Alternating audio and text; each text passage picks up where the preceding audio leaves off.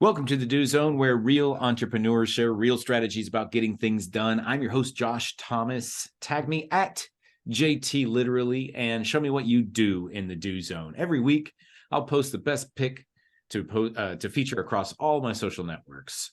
This podcast is brought to you by Factor One. If you're a six-figure entrepreneur looking to hit 7 this year, there are 3 key shifts that you need to make in order for that to be possible. Go to imfactor1.com now, and I'll show you exactly what those 3 key shifts are and how you can get them set up for your business in less than 6 minutes. Once again, that's imfactor1.com. Today's guest is Chris Masiello.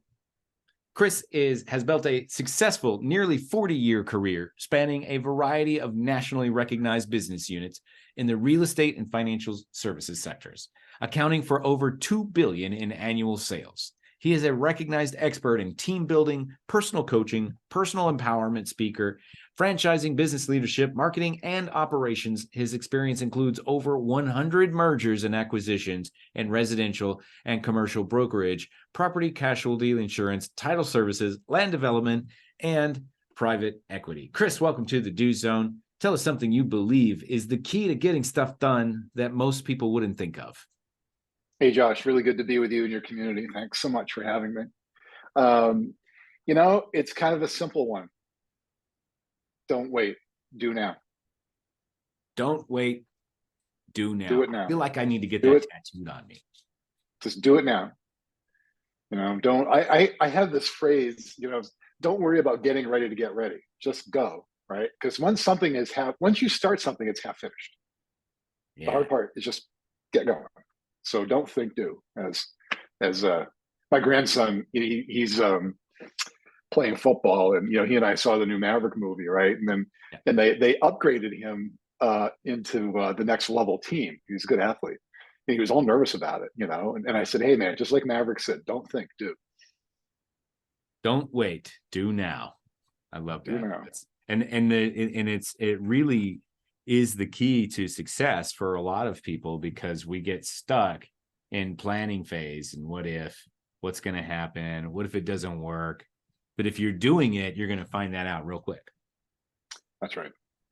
Awesome. I love that. And so I'm curious, you sound like you have been involved in hundreds, maybe thousands of high stakes transactions for businesses and real estate.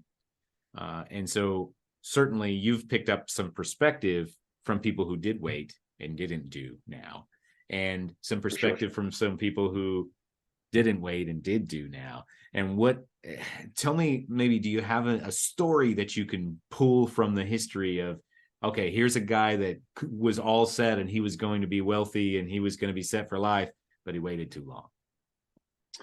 Well, as you know, the entrepreneurial world is littered with that. It's the graveyard of indecision, and I've been very fortunate in my career. We started as a small family company in New Hampshire, doing insurance and real estate, and then both of those grew into much larger, nationally recognized enterprises. And then along the way, we're really more of a financial services company, and we have mortgage and title, and we also do private equity and things like that. So I've been very, very gifted. I feel very, really very fortunate to have had such a diversity of opportunities, and I think that there's this paralysis. And I think you said it very well, right? I mean, you're in the planning phase. Well, you got to do some planning, of course, right? And at the same time, though, you don't want to overplan. And opportunities don't really present themselves. There's like this risk factor where like by the time you understand what the opportunity is fully, it's over. So you're always, so I think, for us as entrepreneurs, we're always trying to intercept a timeline. We're always trying to make contact with the future. But if you make contact with the future too late, you missed it. And so like by the time something is like a guaranteed, or by the time the risk is bled out of something, well, you've missed the opportunity, because now everybody else sees the same things that you see, and then that space now is too crowded. And so I have this theory about when everybody's running to the left, I'm going to run to the right, because all the opportunity is going to exist where there isn't anybody. That's right. The best time to invest is when there's blood in the streets. Yeah. And as you were talking, what I was seeing in my head is the adoption curve. Absolutely. And I don't remember all of the labels of the adoption curve, but for those of you listening that aren't maybe not familiar with it, every new idea or new product or new concept goes through this adoption curve, where we've got the pioneers, the people that are on the fringe, like, I'm going to innovate. And then we have the next group, which is called the early adopters. Those are the people that get right behind and they say, yeah, that's me. Yeah. And then we've got the early majority, and that's when the hockey stick starts to go up. We've got the majority, which is when it's leveling off. And then we've got the they call them the laggards, or if you want to be nice, you can call them the late majority. And as you were talking, I was just imagining, at what position do I find myself as you're talking, on this adoption curve? Because the people who make the most money are where? Right at the beginning. They're at the beginning. They're not the people who, let's take Bitcoin in 2016. At some point, Bitcoin was worth nothing for years. And then suddenly in 2016, it was worth something. And then people started paying attention. The early adopters were like, all right, I'm going in. And then it started being worth like triple what it was worth a month ago. And then the majority starts jumping in. And by the time that late majority jumps in, it's already going back down. It's like, you fully understand the opportunity, but now that you understand it, it's too late, because we've taken away all the risk. You can't make money anymore. Right. That's what I hear, and that sounds like that's the experience that you've kind of had with your real estate and business transactions. Yeah, again, we've certainly in the merger and acquisition field, we've done a lot of different, mergers and acquisitions are really growth opportunities, and like really early in my career, I did a lot of them, and it involved like going to different markets that I had never been to, like different communities, and acquiring companies in different communities, and getting to know people, and kind of having to put yourself out there. And it was a little unusual. No one was really doing that in the real estate and in related fields. That wasn't kind of a thing. But we just built a reputation, for being we're the largest real estate brokerage north of Boston, in New England, and that aspect of our business. And we just became the go-to people. Like, we have a very good culture. We're very culturally aware. We don't have a lot of hierarchy. We operate on some formality, because you have to, but the architecture of the organization is pretty open. And so we became really a nice home for somebody who is maybe operating another family real estate company or real estate company, and they really weren't, they either had to get into like the estate planning phase, or there's competitive conditions, or whatever the case may be. And then we just kind of became the home for those people. And so we've kind of carved out a niche that way. And then as we were seeing the niche, it was interesting living through it, looking back on it, right? Is that as we were living through that niche being built, like, we had to be self-aware, right? This is the space we're in.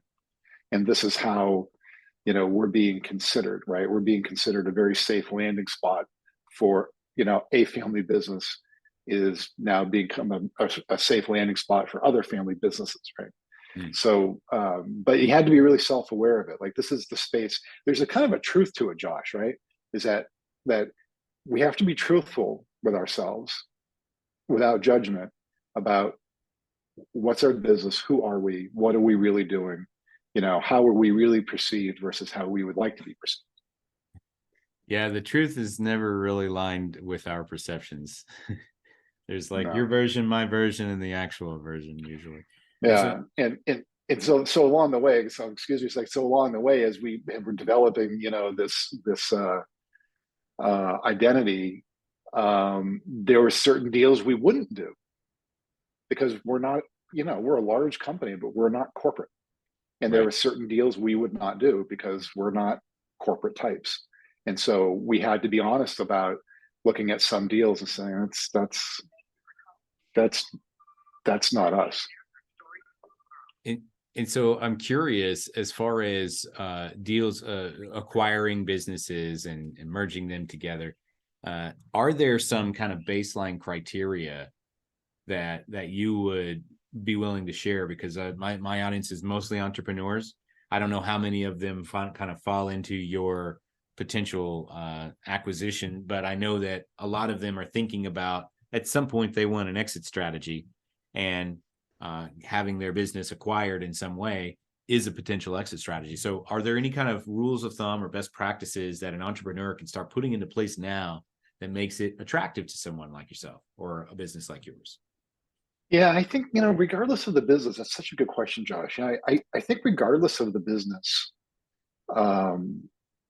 you're always having to prepare for that. Like you almost have to build the company around you not being there. Makes sense. And yeah, go ahead. well, and it's kind of counterintuitive, right? Because we're all entrepreneurs. So, we're the juice, we're the energy, we've got the ideas, right? But the key to it though is, who are we surrounded by? And then somewhere down the road, if I want to have a change of control, well, who's the most who's the person who's least likely to continue to stay? And that's the entrepreneur. So it's a team you're building that you can, and you can take your team and you can take that team and hand it off to somebody else, right? So I've heard that a business where the owner is involved and his involvement is required has a multiple of like 1, maybe. Yep. And if you can extract yourself, depending on the industry and some other factors, that could double the value of the business, or even significantly higher than that. Just could you really quickly kind of explain? Sure. I'm kind of talking as from the perspective of a guy who knows nothing about mergers and acquisitions. I just heard that once, but you're an expert in it, and so could you kind of correct me on that or expand upon it a little bit?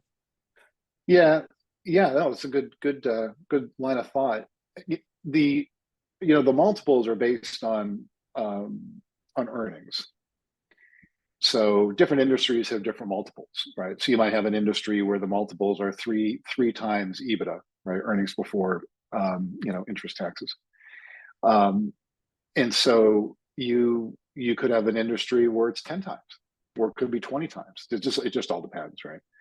And but the value, the EBITDA, you've got the EBITDA on paper. So this company makes money.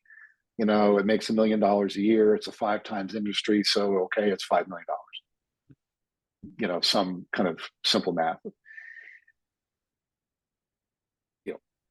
The deal is the people. The deal is what the value and the quality of the deal, and what will encourage an acquirer to take more risk. And more risk would be in a higher purchase price and better terms, right? Is the value of the team they're getting. That's the security. You're as the entrepreneur, you're not your ideas and your energy to get things started, and your mentorship, leadership, all of those are vitally important. At some point though, you're no longer you're no longer the key person, and that's hard for us as entrepreneurs. Yeah. This is my show, man. It can't be your show. It's my show. I built this show. Yeah. I'm the star of this show. It's built, but it's got to be built to be somebody else's show. Someday it has to be built to be somebody else's show. So it's showcasing your culture, it's showcasing your employees, it's really partnering with them, giving them the tools. Right? This isn't about me, it's about you guys. And because and be open about it. Someday I'm not going to be here. you're going to be running this thing. I had this friend of mine who's a CEO, retired CEO and out of big pharma. And he said something to me really interesting. He said, and this is big pharma, right? He said, it's not the equipment that runs the company, it's the people. Yeah. You know, and so it doesn't really matter what we make or what we do. If you want to really have a successful, if you want to build that company to have a really successful change of control, you know, not only for you, but for your employees or, you know, your coworkers, is that you've got to build it so that they can run it without you. Powerful, man. So tell me a little bit about what you're doing now and who's a good candidate to reach out and connect with you, and how can they do that? So thank you for that. I'm still involved in our various businesses, although I'm mostly out of the day to day, and my role is really strictly strategic at this point. Okay. I've authored a couple books. I've got another one coming out this fall. And, you know, people can just find me on my website, chrismasiello.com.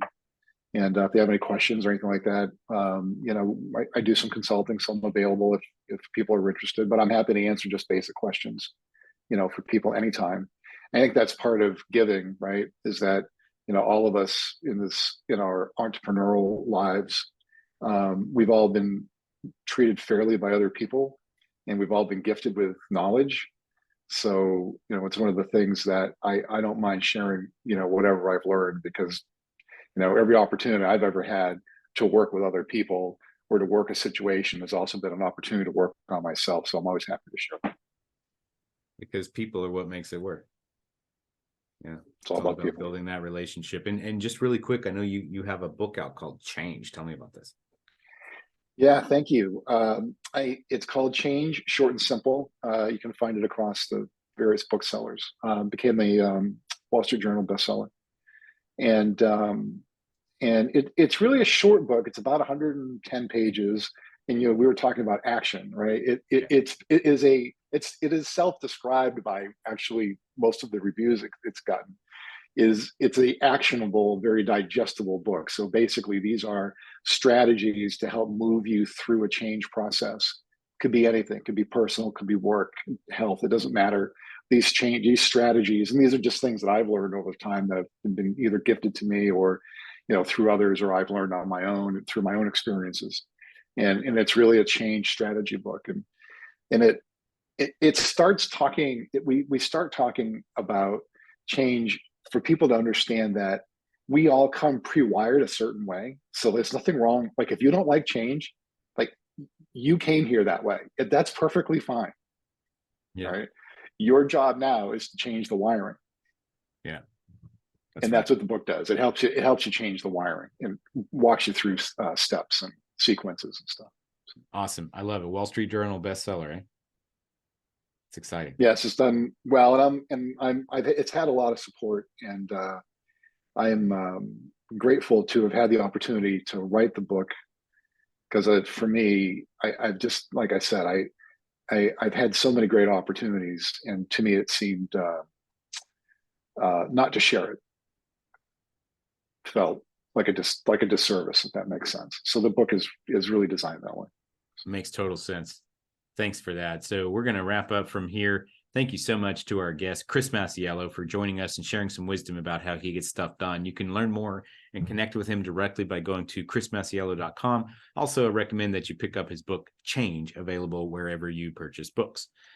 If you listen to us on your morning commute or in your workout or out in the field somewhere, be sure to snap a selfie and tag me at JT Literally. Tell me what you do in the do zone. Also, if you're ready to break the 7-figure barrier with your business, but you know what got you here ain't going to get you there, we can help.